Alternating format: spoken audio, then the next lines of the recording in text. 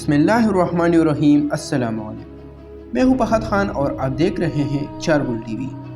آج ہم آپ کو برصغیر کی اس مسلمان سیاسی شخص کی زندگی کی کچھ داستان سنائیں گے جن کے بارے میں تاریخ کے اکثر طالب علم یہ رائے رکھتے ہیں کہ اگر سلطان فتح علی ٹیپو کے ارد گرد میر صادق جیسے ننگے ملت، ننگے دین اور ننگے وطن کے کردار نہ ہوتے تو یقیناً آج برصغیر کی تاریخ اس سے مختلف ہوتا۔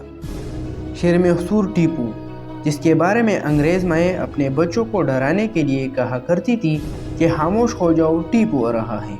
اس سیاسی اور جنگی زندگی کے اوراق بڑھنے سے پہلے آپ دوستوں سے گزارش ہے کہ ہمارے اس چینل کو سبسکرائب کیجیے اور بیل آئیکن بھی دبا دیجیے۔ شکریہ۔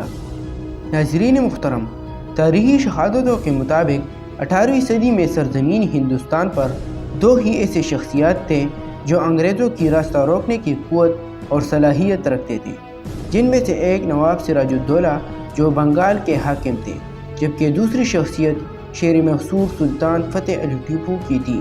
لیکن یہ دونوں سربلند شخصیات غداروں کے بدترین مقاصد کا شکار ہو گئے اور بالآخر ہندوستان انگریزوں کی آغوش میں چلا گیا۔ 10 نومبر 1750 ہمارے تاریخ کا وہ یادگار دن ہے جب مقصور کے سلطان حیدر علی کی ہاں ایک فرزند ارجمند نے جنم لیا۔ یہ وہ زمانہ تھا جب ہندوستان میں مغلیہ سلطنت کمزور سے کمزور تر ہو رہی تھی، جبکہ غیر ملکی طاقتوں میں یہاں برطانیہ کی ایسٹ انڈیا کمپنی اور فرانسیسیوں کے تجارتی مراکز قائم ہو چکے تھے، اور مزید دلچسپ پہلو یہ ہے کہ دونوں باہمی حریف قوتیں تھیں۔ سلطان حیدر علی انگریزوں کے مقابلوں میں فرانسیسیوں کے اتحادی تھے، جبکہ انگریز اپنے مکاری کی بدولت نہ صرف مرہٹوں کی طاقت کو اپنے حق میں استعمال کر رہا تھا، بلکہ یہ بھی ہماری تاریخ کا ایک تاریخ پہلو ہے کہ حیدرآباد دکن کا مسلمان حکمران نظام الملک بھی حیدر علی کے مقابلے میں انگریزوں کا اتحادی تھا۔ لیکن 6 دسمبر 1782 کے ایک اداس دن سلطان حیدر علی کو مشیت الہی کے مطابق اس دنیا سے رخصت ہونا پڑا اور ٹیپو مزدنی سلطنت پر بیٹھے، اور انہوں نے بھی عظیم باپ کے مشن کو جاری رکھتے ہوئے نہ صرف عوام کی فلاح و بہبود کے لیے بے شمار کام کیے، بلکہ سلطنت کی حفاظت کے لیے ایسے اقدامات اٹھائے کہ ایک تاریخی روایت کے مطابق مقصور کا ہر گھر اسلحہ ساز فیکٹری میں تبدیل ہو گیا۔ ناظرین گرامی، سلطان فتح علی ٹیپو کی ساری زندگی اپنے وطن کو انگریزوں سے پاک کرانے کی جدوجہد میں گزاری، جس کے لیے اس نے نہ صرف برصغیر کی مسلمان حکمران نظام دکن بلکہ دیگر اسلامی ممالکت سمیت بالخصوص فرانس سے بھی تعلقات استوار کرتے ہوئے خود کو مضبوط کرنے کی کوشش کی۔ اس دوران انگریزوں، مرہٹوں اور نظام آپ حیدرآباد کو بارہا ٹیپو کے مقابلے میں عزیمت بھی اٹھانا پڑے۔ انگریز جان چکے تھے کہ ٹیپو پر فتح پائے بغیر ہندوستان پر قبضہ ممکن نہیں۔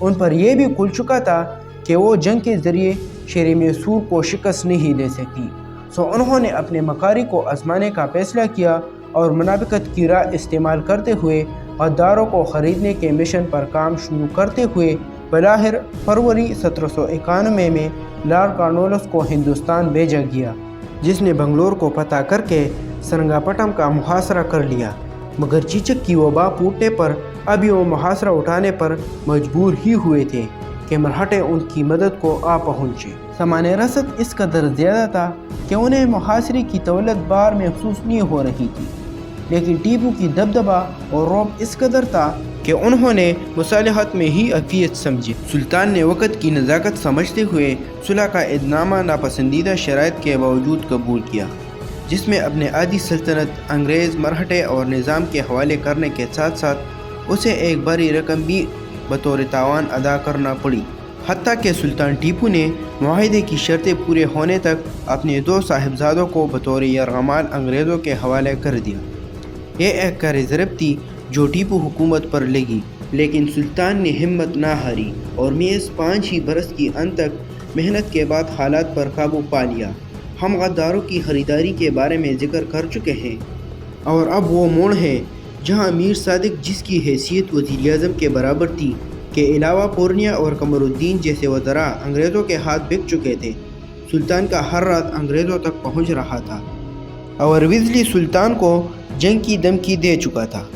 22 अप्रैल 1799 वो सिया दिन था जब जनरल हैरिस ने सरंगापट्टन के किले पर गोलाबारी शुरू की। अंग्रेज़ों ने गद्दारों की इतला के मुताबिक किले की उस दीवार पर हमला की जो कि कमज़ोर थी और जिसकी तामीरी नौ जारी थी, लेकिन ऐन वक्त पर कॉर्निया ने मुहाफिज फौज को ये कहकर काम से रोक दिया कि वो अपने तनख्वाह ही वसूल करे। दोपहर का वक्त था जब ये दीवार गिरी और अंग्रेज़ फौज आसानी से किले में दाखिल हो गए। उस वक़्त खाना सुल्तान के सामने पड़ा था, अभी लुकमा ही उठाया था कि एक जानिसार सैयद गफ्फार की शहादत की इत्तला मिली।